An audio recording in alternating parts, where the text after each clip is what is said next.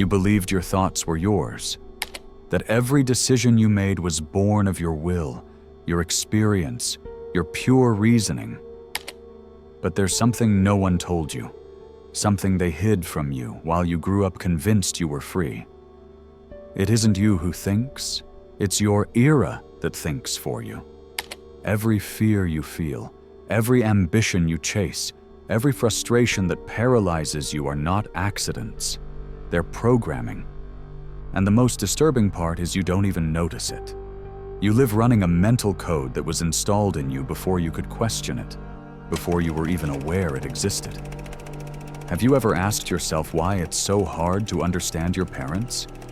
Why your grandparents seem to come from another planet? Why someone 10 years younger than you reacts in ways that are incomprehensible to you? It's no coincidence. It's design. Each generation was shaped by an invisible but lethal context. A set of historical events, economic crises, technological advances, and cultural messages that infiltrated their psyche when they were too young to defend themselves. And now, decades later, that programming is still running, dictating how you love, how you work, how you fail, how you survive. Most people never question this. They live convinced that their way of thinking is natural, that their perspective is the right one, that their values are universal. But the truth is much more uncomfortable. What you consider sensible is only the reflection of what your generation lived through when your brain was a filterless sponge. You were programmed without knowing it, and now you walk through life believing you decide when in reality you're only repeating. Think about this. Why does someone born in the 40s see the world with perpetual distrust? Why does someone from the 60s believe that effort guarantees results? Why does someone from the 80s always feel on the verge of collapse? These aren't personalities. They're programmed responses. And here comes the brutal part. If you don't understand this mechanism, you'll keep crashing into others, judging without understanding, criticizing without context. Worse still, you'll remain a slave to a code you didn't choose. So tell me, are you ready to see what they did to you?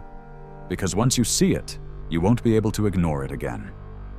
Imagine growing up in a world where everything collapses, where hunger isn't a metaphor but a daily reality, where death walks the streets and the promise of tomorrow is just a cruel fantasy. That was the childhood of those born between world wars, devastating economic crises, totalitarian regimes. They didn't have time to dream, only to survive. And that survival left an indelible mark. They learned that the world is hostile, that no one can be trusted, that the only sure thing is the tangible, what you can touch, what you can lock away. For them, the future was a threat, not a possibility. So they developed a mentality of perpetual scarcity. They accumulate objects they never use, store food they'll never eat, distrust any change because change, in their experience, always brought pain. They don't do it out of greed, they do it out of fear.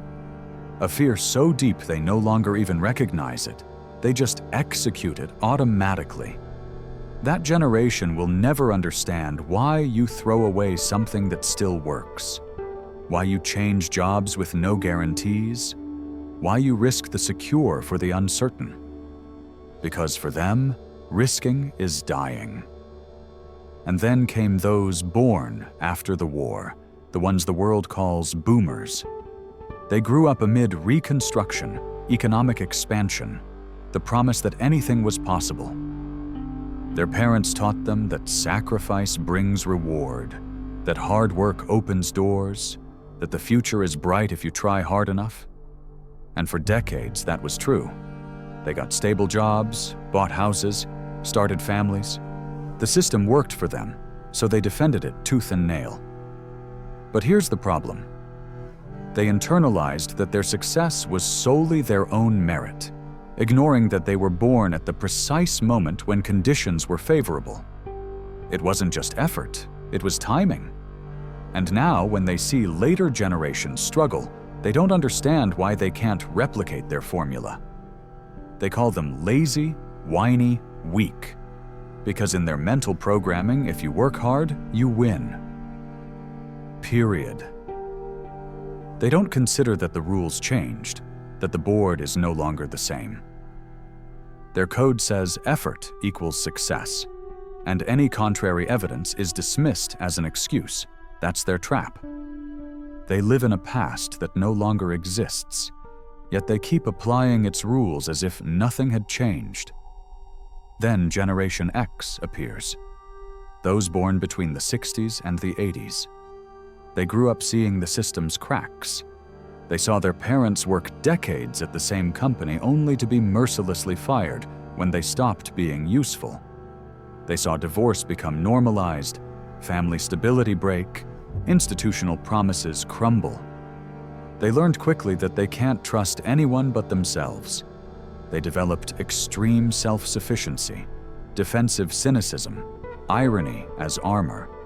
They don't believe in authorities, don't expect anyone to save them, don't trust grand narratives. For them, everything is negotiable, everything is temporary, everything can collapse at any moment. That's why they're adaptable, but also cold. They don't complain because they learned complaining is useless. They simply adjust, survive, move forward. But that strength has a price: emotional loneliness. They never learned to ask for help, because in their time, asking for help was weakness.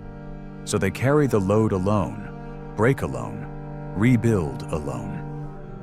And when they see younger generations speak openly about their emotional problems, they don't know whether to admire them or despise them, because they were trained to be silent, to endure, to show no cracks. And we arrive at the Millennials, those born between the 80s and mid-90s. This generation is fascinating because it was the last to know the analog world, but the first to be devoured by the digital one. They grew up with huge promises. They were told that if they studied, if they went into debt for expensive universities, if they followed the right path, they would have prosperous lives. So they did.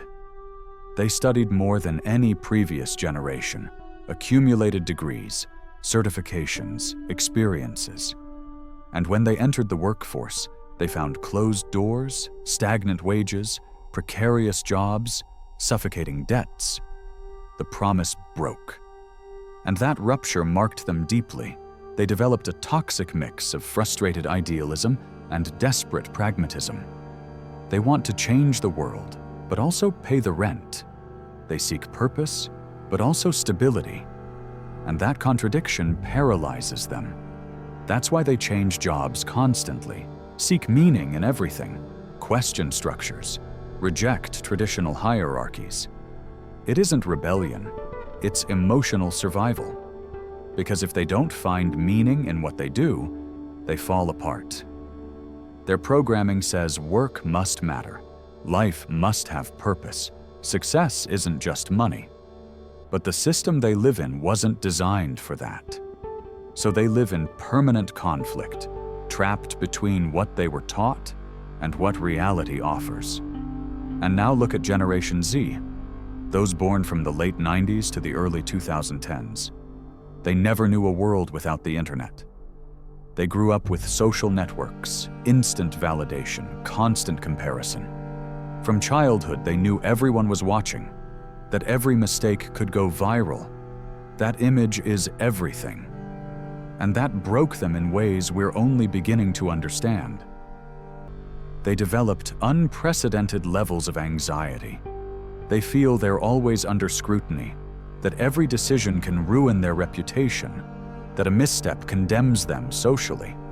That's why they're so cautious, so concerned with saying the right thing, so terrified of offending. It isn't weakness, it's defense.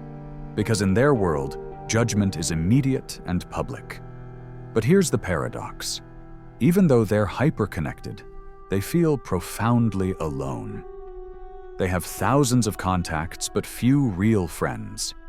They share everything but hide the essential. And that emotional disconnection is generating a silent crisis.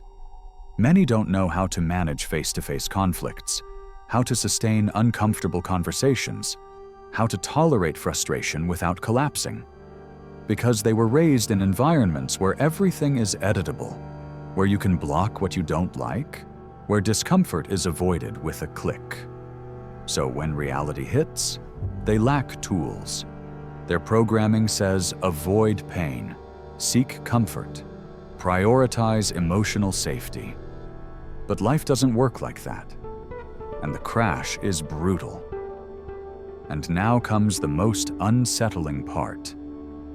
Generation Alpha, those born from 2010 onward, and soon Beta. These children are growing up in a world where artificial intelligence answers them, where algorithms decide what they see, where virtual reality begins to compete with the physical. They don't know boredom because there's always content. They don't know waiting because everything is immediate. They don't know privacy because everything is recorded. What mental programming are they developing?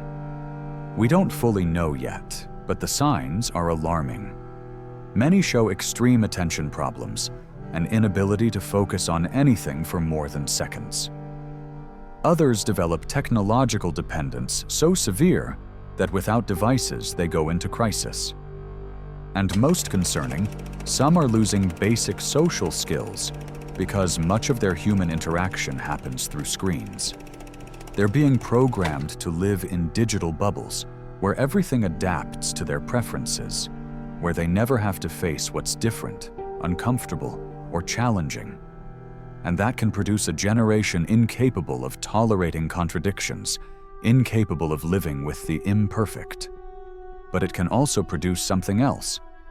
Minds so adapted to technology that they redefine what it means to be human. It's still too early to tell. So where does this leave you? Because here's what no one wants to admit. You're programmed too.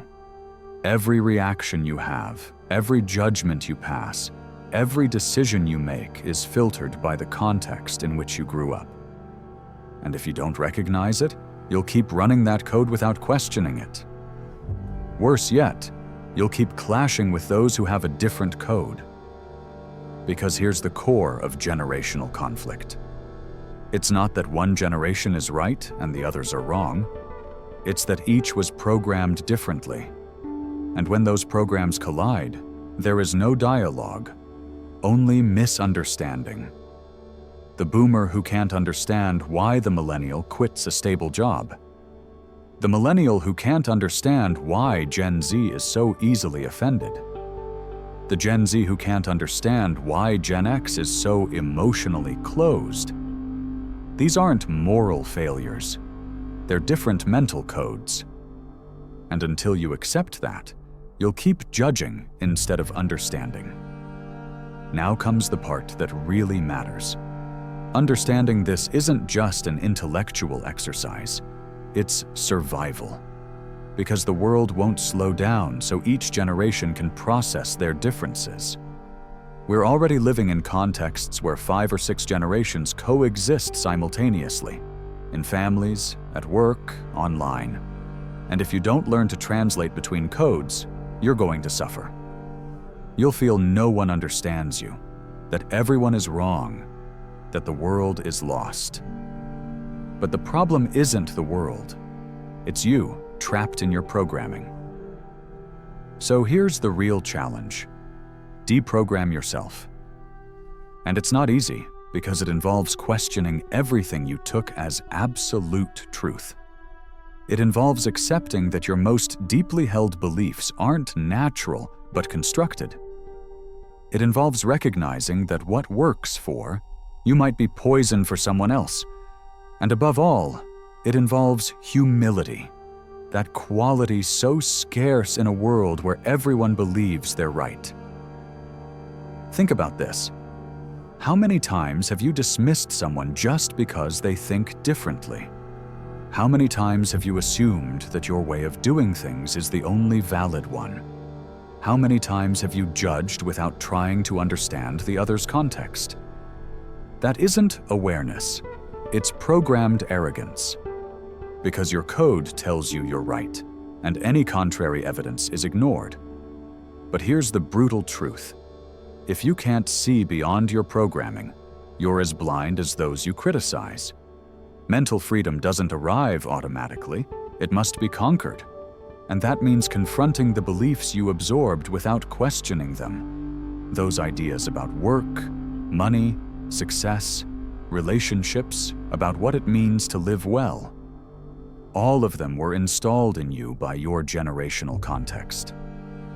And many no longer serve you. They're obsolete, outdated, broken. But you keep running them because they're familiar, because they're all you know. So here's the uncomfortable question. What would you do if you discovered that half of what you believe is a lie? If I told you your fears aren't yours but inherited, that your ambitions were implanted, not chosen, that your values are the result of historical accidents, not eternal truths? You'd probably resist, because accepting it means admitting you're not as free as you thought. It means acknowledging you've lived on autopilot, following instructions you never questioned. And that's scary, because if your programming isn't you, then who are you really? That question is the beginning of freedom, because only when you recognize the cage can you start looking for the exit. And the exit exists, but it requires brutal work. It requires observing yourself with cool distance, analyzing why you react the way you do, where your judgments come from, which events shaped your beliefs. It requires reading, studying, exposing yourself to perspectives that make you uncomfortable. It requires honest conversations with people from other generations, not to convince them, but to understand them. It requires humility to accept you don't have all the answers. And above all, it requires courage to let go of beliefs that no longer serve you, even if they're comfortable, even if they're all you've ever known. Now watch what happens when someone manages to deprogram themselves. They don't become a neutral being without opinions. They become someone aware of their filters. They still have values, but they know where they come from. They still make decisions, but they make them with intention, not by inertia. They still relate to others, but from understanding, not from judgment. And that changes everything, because when you understand that each generation was shaped by specific contexts, you stop seeing enemies and start seeing patterns. You stop blaming and start analyzing. You stop fighting absurd battles and start building bridges. And here's the fascinating part. Those bridges not only improve your relationship with others, they improve your relationship with yourself. Because by understanding your programming, you can begin to rewrite it. You can identify which beliefs limit you, which fears paralyze you, which ambitions consume you for no reason.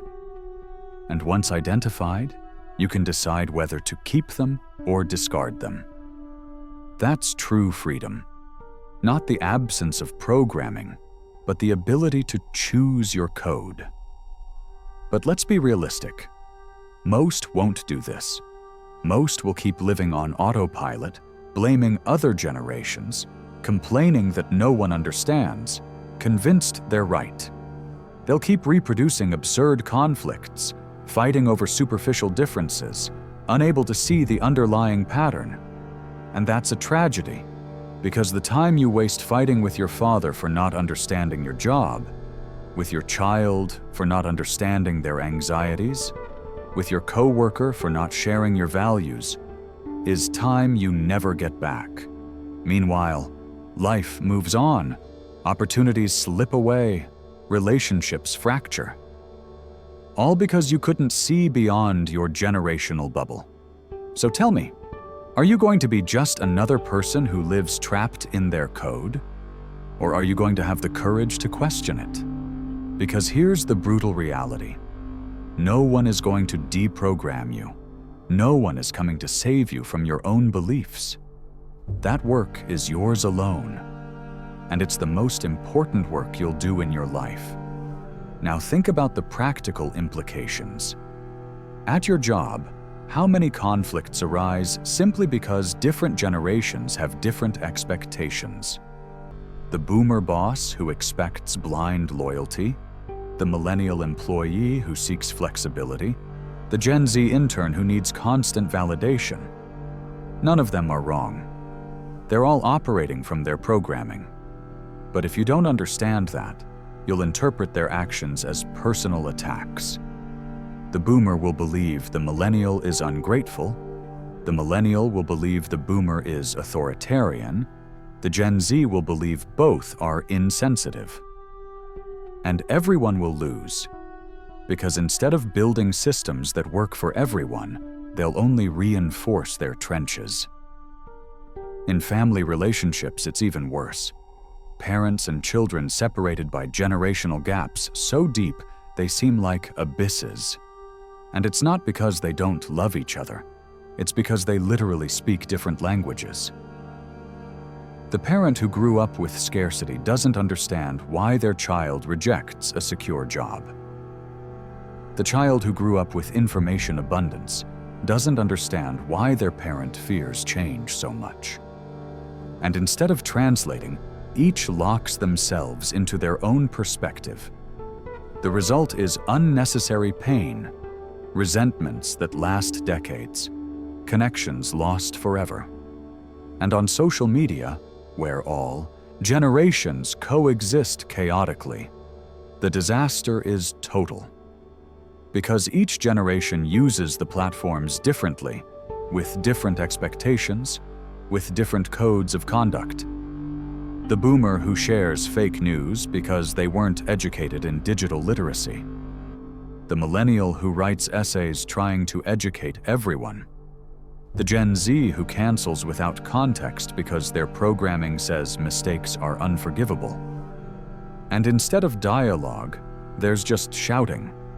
Each generation convinced the others are destroying the world, without realizing they were all victims of the same process, an invisible programming. And now that we've made it this far, before we continue, I want to present the following to you. Our book, The Formula of Awakening, is now available. Do you feel like there's something inside you that wants to awaken, but you don't know where to start? Then I invite you to transform your way of thinking, and with it, your way of living. Discover who you can become. Start today. The link to get the ebook is in the first pinned comment of this video. Grab your copy now at a great price. With that said, let's continue with the video. So here's the point. When you understand this, your responsibility changes. You can no longer simply react. You have to respond consciously. You can no longer just judge. You have to try to understand. You can no longer demand others change. You have to start with yourself. And that's uncomfortable, because it's easier to blame than to transform yourself. But here's the liberating part. When you stop blaming, you regain your power. Because as long as you blame your generation, other generations, the system, circumstances, you're giving up control. You're saying you're a victim of external forces. But when you accept that you were programmed and decide to deprogram yourself, you regain agency. You're no longer a machine running code. You're a conscious being choosing their path. And that choice gives you back the freedom you never knew you'd lost. Now, don't fool yourself. This doesn't mean everything is your individual responsibility. Social structures matter. Economic inequalities are real. Oppressive systems exist. But within those realities, there is always room for action. There is always space to choose how you respond, how you interpret, how you relate. And that space, however small, is where your freedom lives. So here's the final challenge. Look at your life with brutal honesty. Identify which beliefs operate in you without your permission. Ask where they come from, whom they benefit, whether they still serve you, and have the courage to let go of the ones that limit you. Then look at others with the same honesty.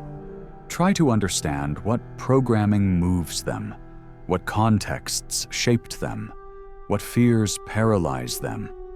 Not to excuse harmful behaviors, but to respond effectively instead of reacting with anger. Because when you understand mental codes, you can communicate between them. You can translate your perspective into the other's language. You can build connections where there were only walls. And that isn't weakness, it's strategic intelligence. Because in the end, we're all trapped in the same boat. Different generations navigating a world that changes faster than we can adapt.